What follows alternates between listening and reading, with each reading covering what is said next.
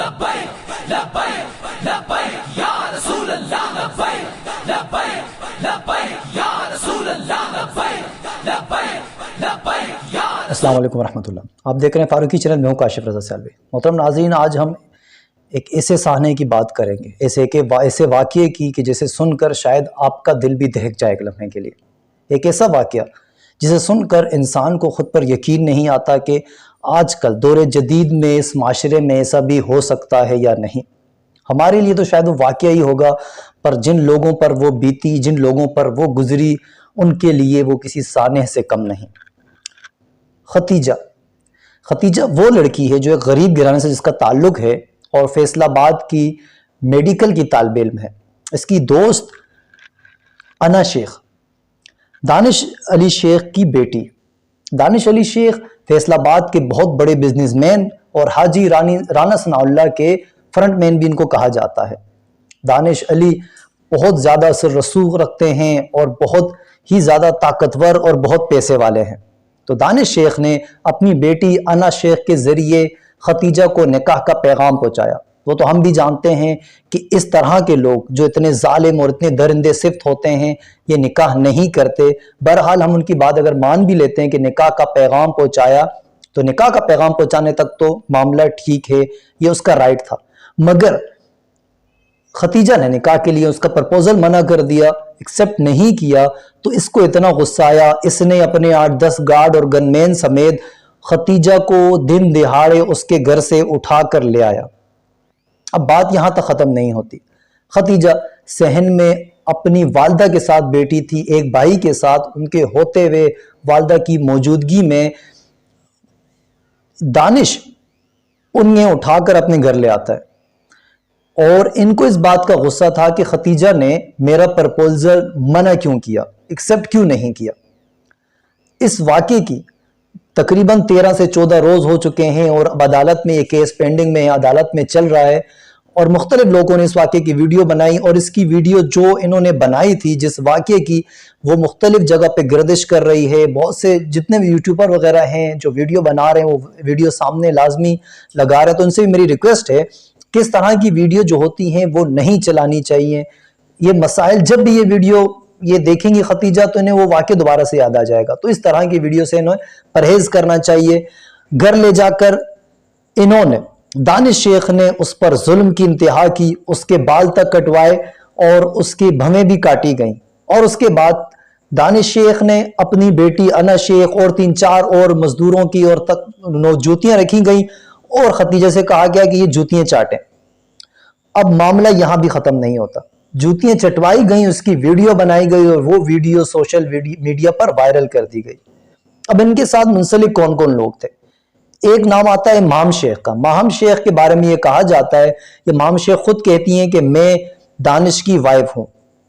جبکہ ہمارے پاس ایک نکاح نامہ ہم نے جب سرچ کیا تو ہمیں ایک نکاح نامہ موصول ہوا جو دانش کی، جو ماہم کا پہلے ہسبینڈ کے ساتھ جو نکاح ہے وہ آپ دیکھ رہے ہوں گے اس وقت. یہ نکاح نامہ ماہم شیخ کا ہے. اس کا ہسبینڈ فہیم جو غریب گھرانے سے تعلق رکھتا ہے، یہ اس کی تصویر بھی ہم آپ کو دکھا رہے ہیں، یہ بھی آپ دیکھ سکتے ہیں. یہ اس کے ساتھ اس کا نکاح ہوا ہے اور ان کا یہ ماننا ہے کہ میرا نکاح دانش کے ساتھ ہے. جبکہ وہ ایک الگ کہانی ہے، وہ ان کا نکاح ہو نہ ہو، وہ کس طرح رہ رہے ہیں شیخ دانش کے ساتھ، وہ ان کا پرسنل میٹر ہے. لیکن ان پر ختیجہ پر ظلم کرنے والے جو مین 3 کردار ہیں، شیخ دانش علی، انا شیخ اور ماہم شیخ، ان تینوں کا، اور سب سے پہلے جو مین ہے وہ انا شیخ ہے، کیونکہ ختیجہ اس کی کلاس فیلو تھی اور اس کی دوست بھی تھی.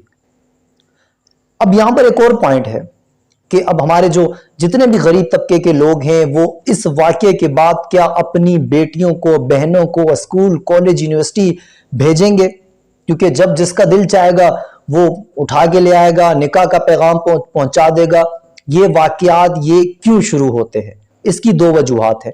نمبر 1، ہمارے ڈرامے اور فلموں کا جو کنٹینٹ ہے، جو مواد ہے، وہ ایسا ہی ہوتا ہے. یہی کچھ ہمارے بچوں کو یہی کچھ دکھایا جاتا ہے کہ آپ کو کوئی لڑکی پسند ہے، وہ منع کرتی ہے، دن دہاڑے آپ جائیں انہیں اٹھا کر لے آئے. اور دوسرا سب سے بڑا جو اس کی وجہ ہے وہ ہے قانون کا پر عمل درآمد نہ ہونا. جب تک قانون अपना रास्ता नहीं दिखाएगा, इन लोगों को सजाएं नहीं होंगी, ये लोग इबरत का निशान नहीं बनेंगे, तब तक ऐसे वाकयात होते रहेंगे। क्योंकि ये केस अभी पेंडिंग में है, अदालत में चल रहा है, तो इस पर हम ज्यादा बात नहीं करेंगे, लेकिन मैं रिक्वेस्ट करना चाहूंगा जो जज साहिबान ये केस सुन रहे हैं कि कम से कम, बाकी जो सजा दें आप कानून के दायरे में वो लाजमन दें, लेकिन कम से कम ये सजा इनको लाजमी देनी चाहिए। मीडिया के सामने ये तीनों शख्स मिलकर खतीजा की जूतियां इनसे चटवाई जाएं, ताकि इन्हें पता हो कि इज्जत नफ्स जब मजरू होती है तो इंसान पर क्या बीतती है। तो मैं तमाम दोस्तों से मेरी रिक्वेस्ट है कि इस वीडियो को शेयर करें, ताकि ये वीडियो से ज्यादा शेयर हो और अकाम बाला तक पहुंचे, और मेरा ये पैगाम जज साहिबान तक पहुंचे, ताकि उन मुल्जिमान को, उन मुजरिमान को इस तरह की सजाएं दी जाएं जो बाकी लोगों के लिए इबरत का निशान हो, ताकि कोई भी शख्स इस तरह का काम करने से पहले 1000 बार सोचे कि अगर हम ये करेंगे तो हमारे साथ ये होगा। और जब तक इस मुल्क में सजाएं नहीं होंगी तब तक मामलात ऐसे ही चलते रहेंगे। बेशतर केसेस हमारे सामने पड़े हैं, कोई भी अमीर कोई काम करता है, कोई जुर्म करता है, तो उसे पैसों की वजह से, उसे ताल्लुकात की वजह से बख्श दिया जाता है। अभी इस केस में भी ऐसा ही होगा, या हो सकता है कि पैसे की लालच दी जाए, बैरून मुल्क उन्हें भेज दिया जाए, खुद चले जाते हैं, केस को पेंडिंग पर रख देते हैं, तारीख पर तारीख होती है, महीने 2 बाद ये केस सोशल मीडिया और मीडिया की जीनत से साइड पर हो जाता है, कोई बात तक नहीं करता। तो ये 2 कानून इस पाकिस्तान में, अमीर के लिए अलग, गरीब के लिए अलग, जब तक ये कानून एक नहीं होंगे तब तक ये मामलात होते रहेंगे और इस तरह के मसाइल का हमें सामना करना पड़ेगा। मेरी दुआ है अल्लाह पाक हमें इन जालिमों से, इन जुल्म करने वालों से महफूज फरमाए। अल्लाह पाक हम सबका हामी और नासिर हो। ताजदार खत्म नबुव्वत जिंदाबाद, पाकिस्तान पाइंदाबाद।